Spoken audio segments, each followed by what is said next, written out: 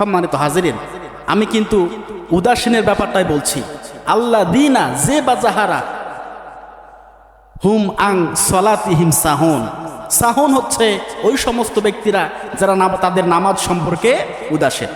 আল্লাহ পাক রব্বুল আলামিন উদাসীনতার কারণে তাদের নামাজকে মুখের মধ্যে ছুঁড়ে মারবে।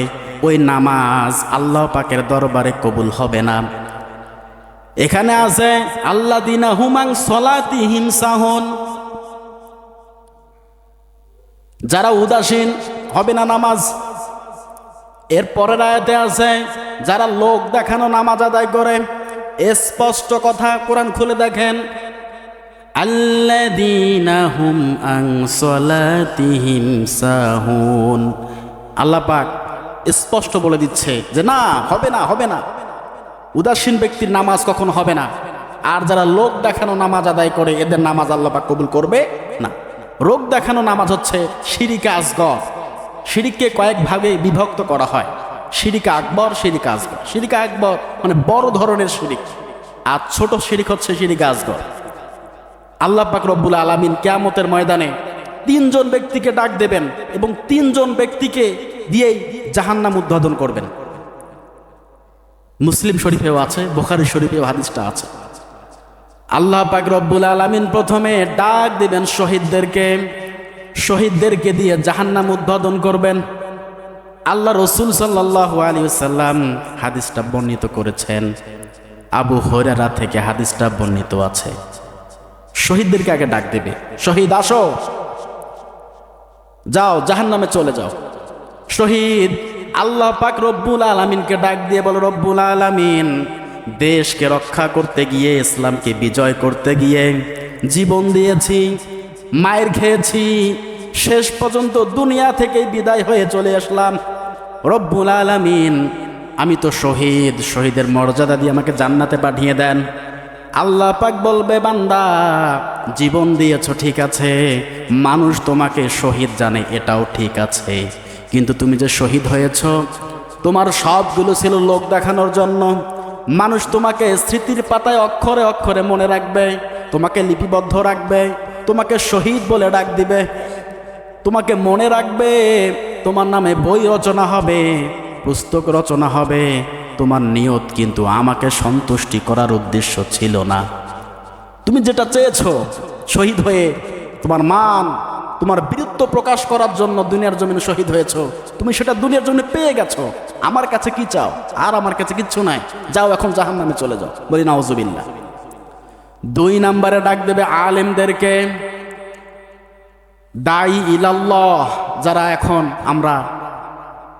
যারা এখন দুনিয়াতে যারা ইসলামের কথা বলে, ঠিক কিনা বলেন? ইসলামের কথা বলে, কোরআন হাদিসের কথা বলে, মানুষদেরকে ডাক দেয়, মানুষদেরকে কোরআন শেখায়, ইসলাম শেখায়, দিন শেখায়, ভালো ভালো কাজের তাগিদ দেয়। আলেমদেরকে আল্লাহ পাক ডাক দেবে, ডাক দিয়ে বলবে, ও আলেম, কি জাহান্নামে চলে যাও? আলেম ব্যক্তি ডাক দিয়ে বলবে, রব্বুল আলামিন, দুনিয়ার জমিনে ইসলামের খেদমত করেছি, মসজিদে খতিব ছিলাম, মানুষদের সামনে বয়ান করেছি, কোরআন হাদিস দিয়ে বক্তব্য দিয়েছি, তামাম বাংলাদেশ ওয়াজ করে বেরিয়েছিলাম, তামাম পৃথিবী আমি বক্তব্য দিয়ে বেরিয়েছি, তামাম পৃথিবীর মানুষকে আমি হেদায়েতের কথা শুনিয়েছি। আমার কথা শুনে মানুষ নামাজ আদায় করে, আমার কথা শুনে মানুষ দাড়ি রেখেছে, আমার কথা শুনে মানুষ নামাজ আদায় করেছে। রব্বুল আলামিন, আমি জাহান্নামে কেন যাব? আল্লাহ পাক অন্তরে খবর জানে কি জানেন না?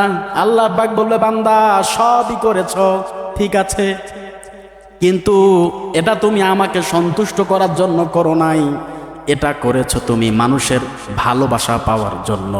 মানুষ তোমাকে বড় আলেম বলবে, তাফসীর কারক বলবে, হুজুর বলবে, ওয়াইজিং বলবে, তোমাকে মানুষ সম্মান করবে, শ্রদ্ধা করবে, তোমাকে মানুষ বাহবা দেবে। এই জন্যই তুমি দুনিয়ার জমিনে আলেম হয়েছ, কোরআন হাদিস শিক্ষা করেছ, কিন্তু আমাকে ভয় করার জন্য করো নাই। যাও জাহান্নামে চলে যাও। কোথায় পাঠিয়ে দেবে আমাদেরকে বলেন? জাহান্নামে পাঠিয়ে দেবে। কারণ উদ্দেশ্য থাকা লাগবে কাকে সন্তুষ্ট করার বলেন? এই যে আমি এখানে বসে আছি, কোরআনের কথাই তো বলছি, নাকি বানিয়ে বলছি? কোরআনের কথাই বলছি। আল্লাহ পাক ওই দিন আমাকে ডাক দিয়ে বলবে, যা জাহান্নামে চলে যা। সব মানুষ দেখানো করেছিস, যাহা করেছিস সবগুলো মানুষের ভালোবাসা পাওয়ার জন্য করেছিস, মানুষের সম্মান মর্যাদা বাড়ানোর জন্য করেছিস, টাকার জন্য করেছিস। যা দুনিয়াতে যা পাওয়ার তাই তো তুমি পেয়ে গেছো, আর আমার কাছে তোমার অবশিষ্ট কিচ্ছু নেই, যাও জাহান্নামে চলে যাও।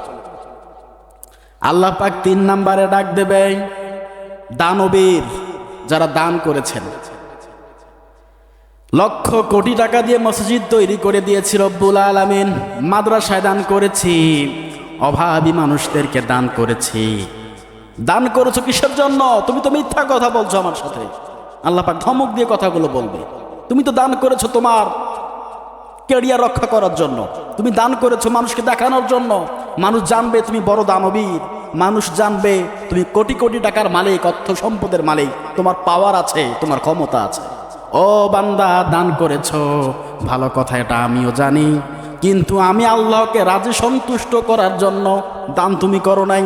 আমি রবকে সন্তুষ্ট করার জন্য মসজিদ তৈরি করে দাও নাই। আমি রবকে সন্তুষ্ট করার জন্য মাদ্রাসা নির্মাণ করে দাও নাই। যেটা চেয়েছ, সম্মান, খ্যাতি, ক্ষমতা, পাওয়ার, ওটা তুমি দুনিয়ার জমিনে অর্জন করেছো। যাও এখন জাহান্নামে চলে যাও, জাহান্নামে পাঠিয়ে দিবে। এই 3 শ্রেণীর ব্যক্তিকে দিয়ে আল্লাহ পাক জাহান্নাম উদ্বোধন করবে। বলি নাউজুবিল্লাহ। আল্লাহ পাক রব্বুল আলামিন ওই কাতার থেকে আমাদেরকে হেফাজত করুক, সকলে বলি আমিন। সম্মানিত হাজিরিন, একটা বোঝার একটা বিষয় এখানে আছে, যেটা বলতে চাচ্ছিলাম। আল্লাযীনা হুম আন সলাতিহিম সাহুন, আল্লাযীনা হুম ইউরাউন। যারা মানুষ দেখানো ইবাদত করে, এটা ধ্বংস হবে না, সব শেষ হয়ে যাবে। আল্লাহ পাক ধ্বংস করে দেবে, তাদের আমল আখলাক সব নষ্ট করে দিবে। এই যে আমরা নামাজ আদায় করছি, নামাজ সম্পর্কে উদাসীন হওয়া যাবে? বলেন, উদাসীন হওয়া যাবে না।